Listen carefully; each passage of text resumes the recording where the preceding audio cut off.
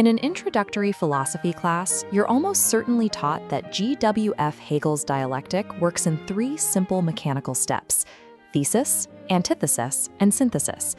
But Hegel never used this formula to describe his system. That rigid three-part framework was created by Immanuel Kant and popularized by Johann Gottlieb Fichte. Applying a static external template to Hegel's work strips his philosophy of its most crucial feature. It turns a self-driving logic into a lifeless checklist. Hegel's actual dialectic is an immanent ontological process. It is the internal mechanism of reality itself, the living engine of reason actively working itself out in real time. To understand why Hegel despised static formulas, we have to look at the world he was trying to explain. He was writing in the middle of an intense cultural and philosophical crisis. The early 1800s in Germany were a period of wrenching, catastrophic change. A predominantly agricultural society was suddenly colliding with the rush of rapid industrialization and urbanization. At the exact same time, the French Revolution was sending shockwaves across Europe, violently tearing down centuries-old political structures and traditional social hierarchies. Hegel looked at this shattered landscape and formed his ultimate ambition: to construct a rigorous science of logic that could intellectually heal a fractured reality. He framed this project using the concept of the Zeitgeist, the spirit of the times.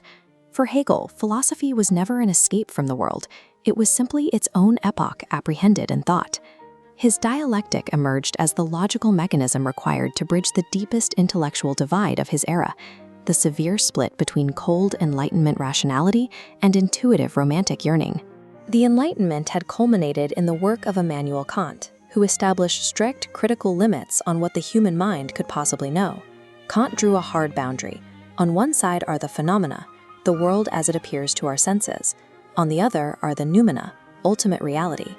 This epistemological wall left humanity alienated, structurally cut off from the absolute truth. The German Romantics reacted vehemently against this analytical splintering. They saw the Enlightenment's obsessive categorization as a kind of intellectual death. Instead of strict logic, figures like Schlegel and Novalis exalted raw feeling, creative imagination, and art as the true instruments for grasping reality. They rejected the idea of nature as a cold Cartesian machine. To the Romantics, nature was a living, infinite, and deeply organic totality. Hegel shared their deep desire for this organic, infinite unity, but he despised their methodology. He saw their reliance on hazy, poetic intuition as entirely inadequate for serious philosophy. He demanded a rigorous, conceptual science. We couldn't just feel the unity of reality through a poem. We had to prove it, step by step, through exhaustive logical deduction. Achieving this required a completely new type of logic, a logic that was alive, bound to historical time, and capable of proving the finite and infinite are deeply interconnected aspects of the same whole.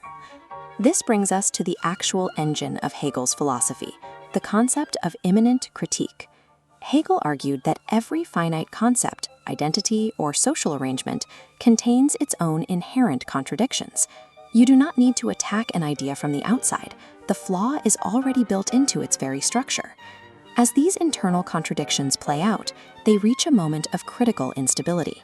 The concept becomes untenable and begins to collapse under its own weight. When this collapse occurs, Hegel introduces his primary mechanism of resolution, the German term Aufheben, usually translated as sublation. It performs three simultaneous actions. First, it cancels. It negates the inadequacy of the original collapsing form. Second, it preserves. Even as the outer form shatters, the underlying truth is kept intact. Third, it elevates. The preserved core is lifted into a unified structure that resolves the contradiction. Sublation is the constant heartbeat of Hegelian reality. It proves that destruction and failure are not dead ends, but the necessary, productive stepping stones to a higher truth. Hegel's dialectical logic is the actual structure of reality, moving through the physical world with the same internal necessity it demonstrates in the mind. This brings us to his concept of Geist, spirit or mind. Geist is an active historical force that is progressively coming to understand its own nature. Human history is the dialectical unfolding of this spirit. It moves through centuries of conflict, alienation, and war, driving relentlessly toward the ultimate realization of human freedom. Hegel saw the French Revolution as the ultimate real-time example of a massive dialectical contradiction playing out on the world stage.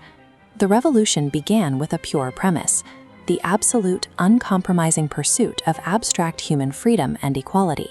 But because that freedom was entirely abstract and detached from functioning institutions, it inverted into its exact, horrific opposite. The demand for absolute liberty produced the Reign of Terror and the blind mechanics of the guillotine. The sublation of the revolution occurred when the modern state emerged. It canceled the unchecked vacuum of the terror, preserved the core demand for liberty, and elevated it into a rational legal framework where freedom could be exercised concretely. We see this again at the Battle of Jena in 1806. Legend has it that Hegel finished writing his masterwork, The Phenomenology of Spirit, while listening to the artillery fire of the French army echoing through his city. Hegel famously viewed Napoleon as the world soul on horseback, the dialectic made flesh, sweeping away the obsolete feudal structures of Europe. To Hegel, historical tragedies, political terrors, and devastating wars are never random chaos. They are the painful, necessary mechanics of reason working itself out in time. Hegel called this mechanism the cunning of reason, List der Vernunft. It is the method by which spirit utilizes deeply flawed human passions to drive historical progress. This process relies heavily on world historical individuals. These are leaders who act entirely out of their own selfish, worldly ambitions, completely unaware of the larger cosmic purpose they are actually serving. Figures like Alexander the Great are utilized as blunt instruments of spirit. They relentlessly expand empires, only to be discarded once their historical purpose is fulfilled. Similarly, Julius Caesar's personal pursuit of power blindly fulfilled a larger dialectical necessity: the transition of Rome from a failing republic into a unified empire. This reveals the stark, unsentimental reality of the Hegelian system. Individual suffering, human passion, and personal ambition are merely the raw fuel consumed by the engine of historical progress. All of this conflict and sublimation eventually drives toward the ultimate endpoint of Hegel's entire philosophical architecture: the achievement of absolute knowing. Absolute knowing arrives as the final sublimation of the historical process. Once spirit has exhausted every form of conflict and utilized every world historical individual, it reaches a moment of total retrospective clarity. It recognizes that the entire chaotic history of the world is actually the logical history of its own development. This final realization successfully achieves Hegel's grand synthesis. It bridges the analytical, structural precision of the Enlightenment with the organic, infinite unity desired by the Romantics. So when you sit down to read Hegel's texts, you have to apply this practically. Abandon the search for a neat three-step triad. Instead, actively look for the underlying contradictions buried within the concepts themselves. Recognize that the struggle, the conceptual collapse, and the negative are not mistakes. They are the most vital components of progress.